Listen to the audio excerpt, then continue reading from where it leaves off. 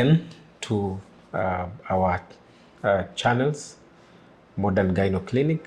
My name is Dr. Karanja Mwangi. I'm a consultant obstetrician and gynecologist. And we are continuing with our series. You remember we've been doing the pregnancy series from the first trimester, second and third. We did labor. Now we want to do the postpartum period. The postpartum period being the period after delivery until 6 weeks post-delivery. So what happens during the postpartum period? What is expected of you? What are the things that you're supposed to look at? Because there's a lot that happens after you have delivered. And everything happens all the way from the brain to the chest, to the abdomen, the whole body. Now, immediately after delivery, of course, you're still in the hospital. The healthcare workers will look at you. They will take your vitals, that is your blood pressure, your pulse rate. They will try to check how you're responding. And if there were any tears or if there were any complications, that will be sorted out. But the normal postpartum period, as I've said, starts from the time you deliver until 6 weeks post-delivery. Now, immediately after delivery, you may be asked to take a hot shower. Maybe you will be served with a hot beverage. And most women expect, or they have the perception that once they have delivered, now it's heaven, because the Lord is out, the fetus is out, the baby is bouncing, they cry. So most women will think now the journey of pregnancy has ended and all is going to be smooth. But you have started now a new journey. And some of the things that will be expected of you, we usually advise within the first 1 hour, if you can be given the baby and start breastfeeding. That will help in the bonding, you and the baby. That will help even the milk to start secreting early, so that later you don't have a problem with production of breast milk. We appreciate you're tired, we appreciate you want to take a rest, but make sure that baby breastfeeds within the first 1 hour or the earliest time possible if there are other complications that are being managed. Okay. Now, something else you need to be aware of is the discharge that is coming out. Usually after delivery, there's usually a discharge. At first, there's usually fresh blood, and with time mixed with mucus. Then as time goes by, it becomes less red. It darkens. Then after 2 weeks and above, it becomes clear or yellowish. The most important thing is that the amount lessens. There's no smell. It becomes less red, meaning it's not as fresh blood, the way your periods usually is. And there are no other symptoms associated with an infection. The cramps that you usually get at delivery, immediately after delivery, you can get some cramps, and that is usually the uterus which is trying to contract. The uterus which is trying to contract so that blood can come out. So you get sometimes cramps and you're wondering, I've already delivered, what is happening? That is very normal. Sometimes it can be severe and you might need to be given analgesics or painkillers to manage that. But usually within 2-3 days, it usually clears, okay? Now, something else that happens is majority of women will get some birth canal soreness or vaginal soreness. Some will get pain in the vagina, depending on what procedure was done. So during delivery, there's a lot that happens with the pelvic muscles. You might have sustained a tear and there was maybe some stitching that happened, or maybe we as healthcare providers, we usually do what we call an episiotomy, so that we can expand the birth canal and to allow the baby to come out. So if you have a stitch, you might have some pain, discomfort when you're passing urine. So we usually advise that you can do warm compressions, or you can even do ice packs. Before we used to do what we call sitz baths, but we just advise whatever you clean with, it's running water. Or you can even take a bottle of water, warm water, you put it in a bottle, then you just splash it on the perineal area where you sustained the tear or where the suturing was done. Painkillers are available and they should be prescribed after you've had a tear or if there was an episiotomy. Sometimes you might not have a tear, but because of that force on the muscles, there's the stretching of the muscles, trauma on the perineal area. So we usually advise there's what we call Kegels exercises. Now Kegel exercise is you assume you squat, then you try and take a marble and you hold it for like 3 seconds, then you release it, then you pick it again. Or the other way you can do it, assume you're going to the washroom and you go for a short call, then in between the short call you tighten your muscles so that you stop the process of urination, then you release after a few minutes. But this is something you'll discuss with your gynecologist or your healthcare provider. Usually that leads to strong muscles. If there was some laxity or if there was some injury, the Kegel exercise usually helps in returning that tone of the muscles. And that will be important in your future delivery and also in your sexual life. Now, as for the breasts, when the baby starts breastfeeding, if it's your first time, you might have soreness on the breast. Sometimes you might have pain. Sometimes on the nipple, you might have maybe some wounds or lacerations because of the breastfeeding.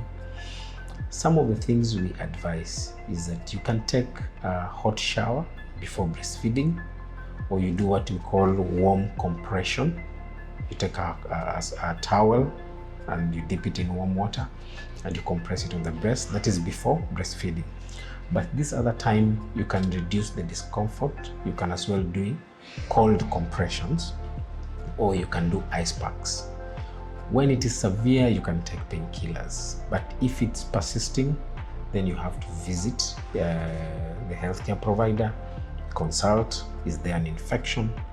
If the breasts are very painful and they're increasing in size, and sometimes you might even see pus coming out, that means there's an infection. So you have to go and see your healthcare provider. Now, in terms of milk, many women will breastfeed and they'll have enough milk and they'll continue with the process. There are a few women who, in one way or the other, maybe because of stress or just nature or nutrition-wise, that affects milk production. We always advise, always start with breastfeeding your baby. When the baby is crying and wants to breastfeed or is feeling hungry, even if there's no milk, the first thing you do is you touch the baby on the nipple. That sucking reflex and the action of sucking is what will stimulate your system to produce hormones and to produce more milk. So when the baby is crying and is hungry, don't rush to give formula milk or none. Start with the breast milk first before you try any other means. If worse comes to worse and the milk is little or there's no milk, there are some drugs we can give you. We'll also counsel you on the nutrition that you need to take. You can also talk to your close people, your close relatives, so that the stresses around you can come down, because stress in itself can reduce the amount of milk that you produce. Some of the other things that have a dilemma in terms of the postpartum period are mood swings. Because you've delivered, there's that anxiety. I'm a new mother. Or maybe you've taken 5 or 6 years before getting the second baby. How am I going to perform? How am I going to breastfeed? so much anxiety, and everyone is talking about everything. The relatives are there, they're saying maybe you're not holding the baby well, you're not breastfeeding well. So there are a lot of mood swings. Some we usually call them baby blues, and those sometimes are normal. Sometimes it worsens and it gets into maternal depression, and that affects you, and you might reach even a level of rejecting your baby, or forgetting to breastfeed, and you want everyone else to help you with that job. So we shall advise, once you get to the level of depression, then you have to seek medical care. And the worst that can happen is psychosis. Of course, there are those who are brought to the hospital and it's worse, and they have to see a psychiatrist and they have to be treated. Usually it starts small, so baby blues, then maternal depression, so that support system should work well. Your relatives, your healthcare provider, always get in touch with them and tell them how you're progressing and how you're doing. Now, there's a question that everyone usually wants to ask, but they don't ask. Sometimes the doctors don't discuss with you. It's about, when do we resume intimacy or sex, the physical sex. So there's no scientific time to resume sex. So what we usually do, we individualize that, but we usually advise there are a few things you look into so that you avoid having it early, before your body is ready. And different people respond differently. So if your discharge has cleared, we should advise when your discharge has cleared completely. And for many people, they're about 2 weeks, 3 weeks. Very few, they'll go up to 6 weeks. Number 2, if you feel like you're still not ready for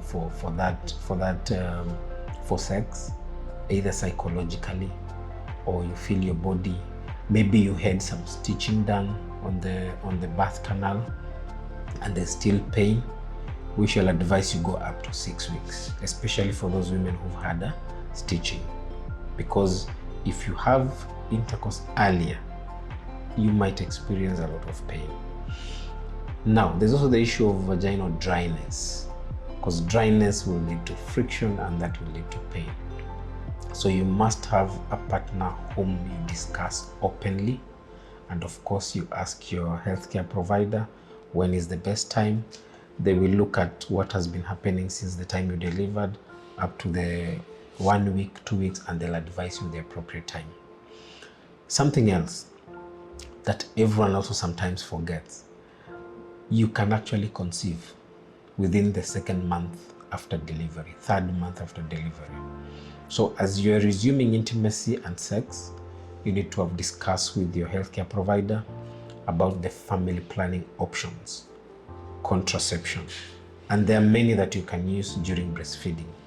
The most important thing is to know which family planning I should not use when I am breastfeeding, and which ones can be used, and among the ones that can be used, what is the effectiveness and what are some of the side effects that you need to know, so that by the time you start using it, you know what you're using and for how long.